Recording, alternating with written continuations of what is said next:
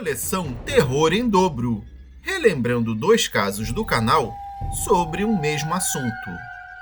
Hoje, com este vídeo, vamos relembrar 2 casos em que os seres sobrenaturais eram animais fantasmas, ou pelo menos espíritos que se manifestaram sob a forma de animais. Conheceremos a partir deste momento 2 relatos em que as aparições se apresentaram dessa maneira, uma em forma de gato e a outra em forma de cachorro. O mais interessante de tudo é que nas 2 vezes as manifestações ocorreram com o objetivo de salvar a vida das pessoas que estavam prestes a sofrer acidentes gravíssimos que provavelmente provocariam uma fatalidade, ocasionando no falecimento de cada uma delas. Esses animais do outro mundo apareceram com o objetivo de mudar a situação. Mas será que conseguiram? Fique aqui com a gente e descubra assistindo ao nosso vídeo. Então, vamos aos casos. Primeiro caso: o gato preto. Meu nome é Rose e esse relato que eu vou contar para vocês aconteceu de verdade. Eu nunca vou me esquecer disso. Então, você pode acreditar em cada palavra que vai ouvir aqui. Eu simplesmente amo gatos. Sempre os amei, desde a minha infância até os dias de hoje. Meu filho sempre me diz que os gatos, de alguma maneira inexplicável, sabe quem gosta deles e quem pode lhes ajudar quando estão famintos, doentes ou feridos. Talvez ele esteja certo. Gatos de rua constantemente aparecem na varanda da minha casa, parecendo mesmo saber que eu vou alimentá-los e limpá-los antes de permitir que eles saiam de novo. Então, eu sempre procuro ter em casa alguns itens que me ajudam a tratar deles. Tenho geralmente spray antipulgas, remédio para vermes, alguma pomada antibiótica, latinhas de ração e outras coisas para quaisquer necessidades relativas à fome, parasitas ou doenças que os meus amiguinhos felinos possam ter. É interessante que, às vezes, aparece algum gato que fica um bom tempo vivendo conosco antes de decidir ir embora. Isso pode durar alguns dias, semanas, meses. A história que eu estou prestes a contar é sobre um desses amiguinhos que fez parte das nossas vidas por um tempo. Um que veio da rua para transformar decisivamente as nossas vidas e ficou o tempo suficiente para mudar totalmente o nosso modo de pensar no sobrenatural. Nós 2, meu filho e eu, moramos em um péssimo apartamento por cerca de 2 anos. O edifício ficava na periferia de uma cidadezinha do interior da região central do país e bem próximo a alguns sítios e fazendas. As pessoas que habitavam em uma das grandes cidades vizinhas quase sempre vinham à nossa pequena e pacata cidade para abandonar os animais que já não queriam mais. Os sítios e fazendas tinham vários cães e gatos nos seus celeiros, que chegavam dessa maneira, rejeitados e desamparados. Nosso síndico, que também era o dono do apartamento em que nós morávamos, odiava animais, tanto que não era permitido ter qualquer tipo de animal no prédio. Além disso, ele era suspeito do desaparecimento de vários animais da vizinhança. Era uma pessoa bem ruim mesmo. Eu, certa vez, ouvi pessoalmente uma conversa onde ele se gabava de ter dispersado a tiros um bando de gatos de rua e de soltar o cachorro de uma vizinha. Então, sempre que um gato aparecia na varanda do nosso apartamento, eu o alimentava e tratava dos seus ferimentos da melhor forma possível, mas nunca permitia que eles entrassem e ficassem conosco por causa do síndico. Após completarmos 1 ano de moradia naquele local, um certo dia, nos apareceu um gato completamente preto. O felino começou a visitar meu apartamento todos os dias, mas só vinha de noite, como se de fato soubesse que não seria visto pelo síndico.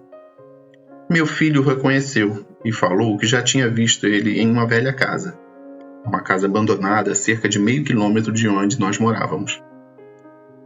Nós simplesmente concluímos que ele devia ser mais um dos gatos abandonados por donos irresponsáveis. Então, sempre o alimentávamos e, ocasionalmente, limpávamos os ferimentos que ele apresentava, fossem ferimentos oriundos de brigas ou travessuras, Além disso, tratávamos seu pelo e tirávamos as pulgas e carrapatos da pele dele. Aquele gato, ele tinha uma coisa especial. Ele ficava ronrondo e se esfregando nas nossas pernas para que nós fizéssemos carinho nele o tempo inteiro. Ele era um animal adorável, meigo, amoroso, muito tranquilo. Nós normalmente procurávamos não nos apegar muito aos gatos que ora surgiam, com medo de que o síndico os descobrisse e os machucasse, ou que nós fôssemos até despejados do apartamento. Apesar de tudo, para esse gato, nós resolvemos abrir uma exceção. Ele era realmente muito especial. Meu filho até comprou para ele uma linda coleira verde fluorescente de poliéster, com um pequeno pingente no formato de um gatinho e um sininho que ficavam pendurados nela. E com a caneta vermelha especial para tecidos, ele escreveu a palavra gato. Colocamos a coleira nele e pronto. Ele agora estava batizado e se chamaria Gato mesmo. Nós achamos que Gato era o nome ideal para ele, pois acreditávamos que ele não iria querer algo mais chique. Ele estava radiante, maravilhado com a sua coleira nova, e o nosso relacionamento com ele estava formidável. Agora, nós tínhamos um gato para brincar, acariciar, e embora ele aparecesse sempre após o pôr do sol, nós estávamos sempre esperando por esse momento. Ele tinha comida todas as noites quando chegava ao nosso apartamento, e ainda assim era livre para ser um gato como outro qualquer, e ir para onde ele quisesse. Graças a Deus, o síndico nem tinha ideia da sua existência. Dessa maneira, Gato continuou com a sua visita noturna por vários meses. Sempre que ficava escuro, ele começava a arranhar a porta da varanda de um jeitinho que só ele sabia fazer. E também ficava miando, até que nós abríssemos a porta para ele entrar e ser acariciado. Se nós ficássemos fora de casa até tarde, ele esperaria na varanda até chegarmos. Comia sua comida, aproveitava nossos carinhos por um tempo e seguia o seu caminho. Alguns meses mais tarde, eu decidi voltar a estudar e fazer um curso superior para ter mais oportunidades de trabalho. Então, nós tivemos que nos mudar de apartamento para poder morar com alguns parentes. Assim, eu não gastaria com aluguel e poderia investir nos meus estudos. Meu filho não queria ir embora e deixar o gato para trás, e me implorou para o levarmos conosco.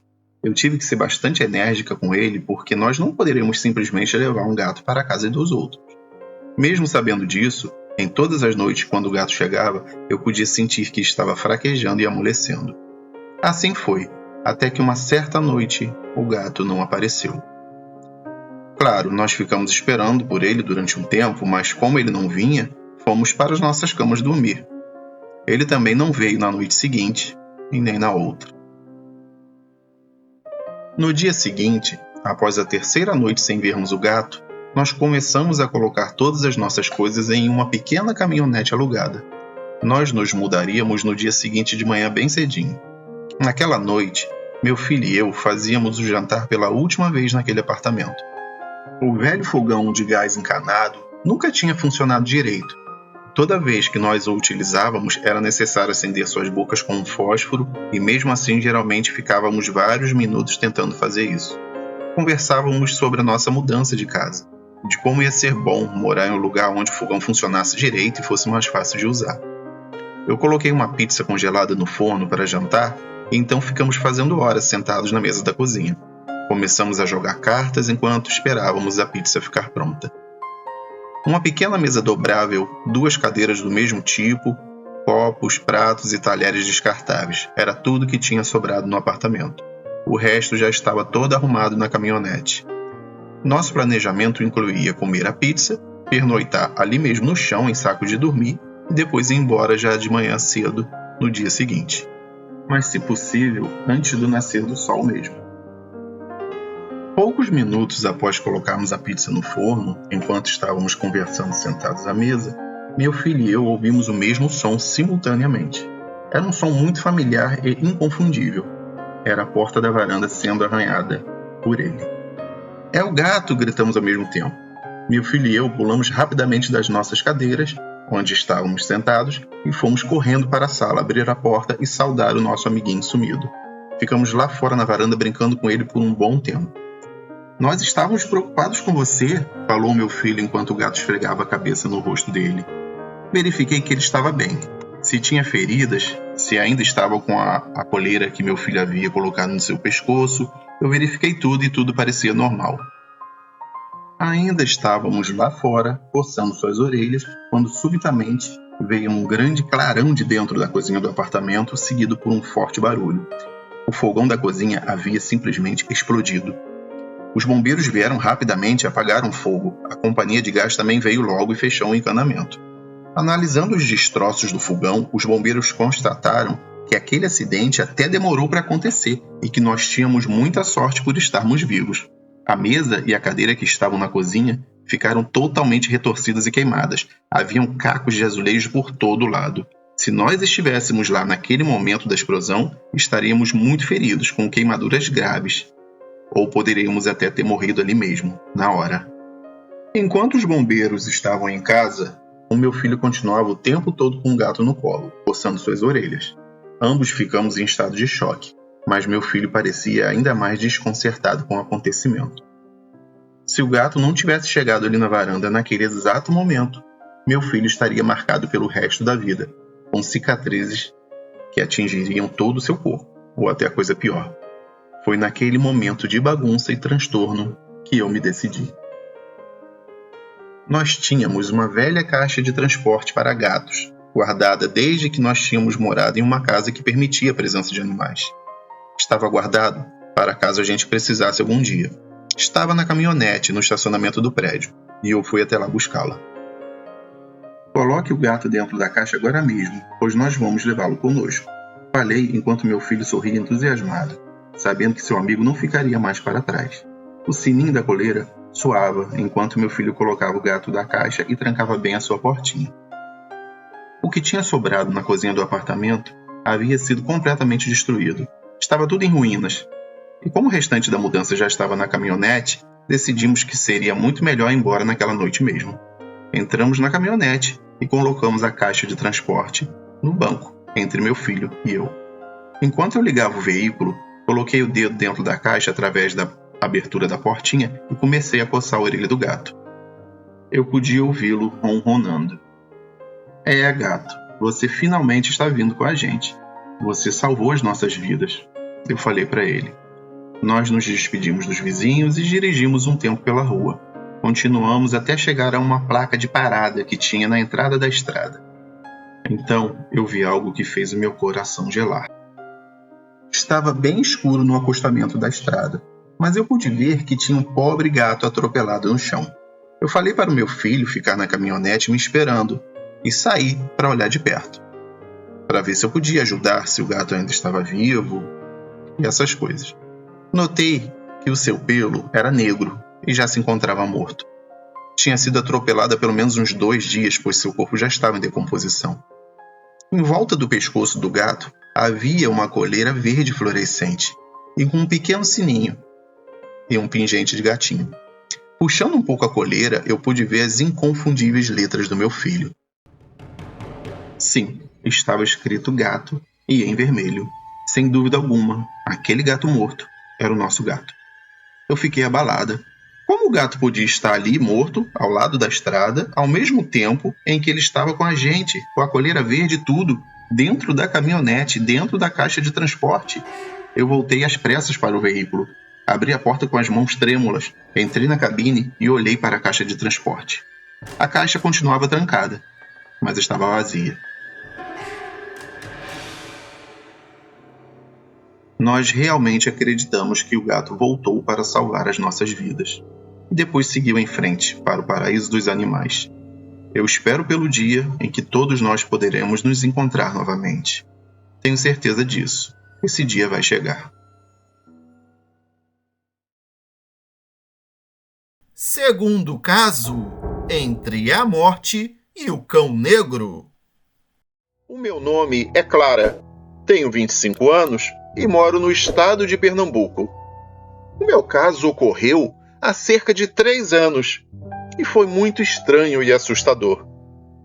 Acontece que a minha família, depois de muitos anos morando de aluguel, finalmente conseguiu comprar um apartamento recém-construído e bem legal, numa área bastante valorizada da cidade. Apesar do apartamento ser grande e espaçoso, a cozinha é como na maioria dos imóveis desse tipo, estreita e comprida, tipo um corredor mesmo. Houve um dia em que todos saíram para trabalhar, inclusive eu, e apenas a minha irmã caçula ficou, pois ela não estava se sentindo muito bem. Como eu voltaria cedo do serviço, ela acabou ficando sozinha mesmo, esperando até que eu chegasse. Nesse dia, a minha irmã tinha colocado uma panela de pressão no fogo para cozinhar feijão, mas como ela estava com um problema sério de enxaqueca, acabou tomando um remédio e foi deitar um pouco para esperar a dor passar. Nisso, ela acabou dormindo. Por volta das 2 da tarde, eu estava chegando do trabalho, e como o elevador que vinha da garagem do prédio deixava a gente mais perto da porta da cozinha, eu resolvi entrar por ali mesmo. Assim que eu abri a porta, comecei a escutar aquele chiado alto e estridente da panela de pressão no fogo, enchendo todo o local de vapor. Só que mesmo com aquela confusão toda, eu notei que tinha mais alguma coisa estranha ali na cozinha. Era um rosnado de cachorro que fazia um barulho ainda mais alto que o da panela de pressão. Eu deixei a porta aberta e entrei um pouco para visualizar melhor a situação e a área da cozinha. Então, vi a panela no fogo, fazendo aquele barulho terrível. E em frente ao fogão, bem no meio da minha passagem para dentro de casa, havia um enorme cão negro rosnando para mim. Outra coisa estranha é que nós temos uma cadela, pequena, branca e da raça Poodle. Ela estava parada na porta da cozinha do lado oposto de onde eu estava, ou seja, na porta que dava para a sala. Ela ficou ali, parada e olhando para mim com tristeza. E isso é uma coisa bem difícil de acontecer, já que ela é aquele tipo de cachorra que faz a maior festa quando a gente chega em casa. De repente, o cão negro começou a avançar na minha direção. Ele vinha bem devagar, mas com um olhar raivoso e sempre rosnando bastante. Eu simplesmente me virei, corri e bati a porta atrás de mim. Enquanto eu estava indo até a porta do elevador para chamar o porteiro pelo interfone, eu escutei um estrondo horrível dentro de casa. Logo após isso, o vizinho do apartamento ao lado saiu e nós entramos em minha residência. A cozinha estava toda suja de feijão. Haviam pedaços de azulejo de parede por todo o local, vários cacos de vidros espalhados. E bem na frente da porta da cozinha, onde eu estava há poucos segundos, encontrava-se a panela toda amassada e retorcida. Até o piso estava quebrado. Olhamos por todos os lugares do apartamento e, estranhamente, não havia nenhum sinal do cachorro negro. Obviamente, nessa hora, a minha irmã acordou assustada com o barulho, e até a nossa cadelinha, ainda meio tonta com o estrondo que escutou, veio fazer festa pra gente. Dizem que o avistamento de cães negros não é um bom sinal, que estão ali como presságio de desastres e mortes, e que eles são de mau agouro. Mas eu só tenho uma certeza: se não fosse por aquele cachorro, eu não estaria aqui hoje contando essa história.